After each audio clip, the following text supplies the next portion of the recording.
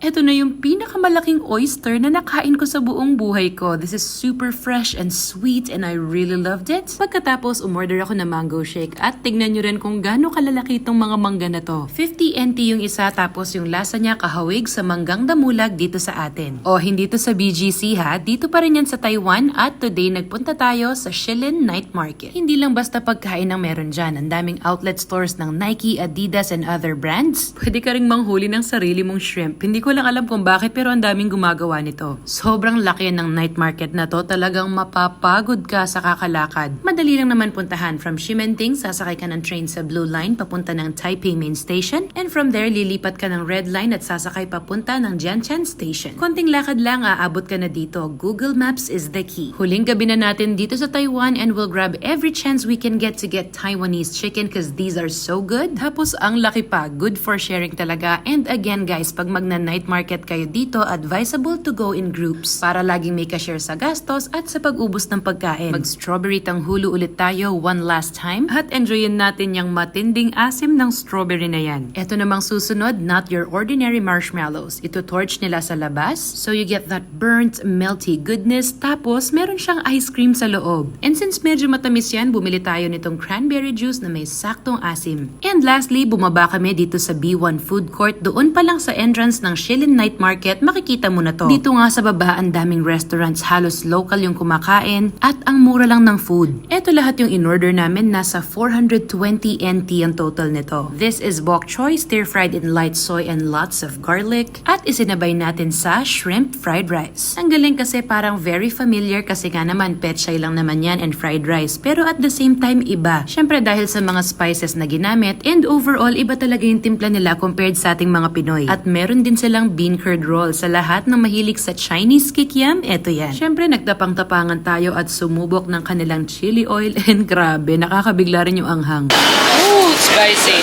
Of course, Xiaolong Bao ulit hanggat nandito tayo sa ma-orderan ng authentic at bago man lang umuwi, gusto ko talagang makatikim ng kanilang congee para makompare ko doon sa lugaw natin. Short grain yung ginamit na rice, hindi gaanong malagkit, tapos nahihiwalay pa rin talaga yung broth so nahihigop mo siya separately from the rice.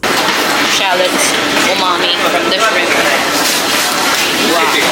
Up next, nag-breakfast tayo sa isang turo-turo style karenderya dito sa Ximending at ipapakita ko sa inyo kung saan pinakamura ang pasalubong.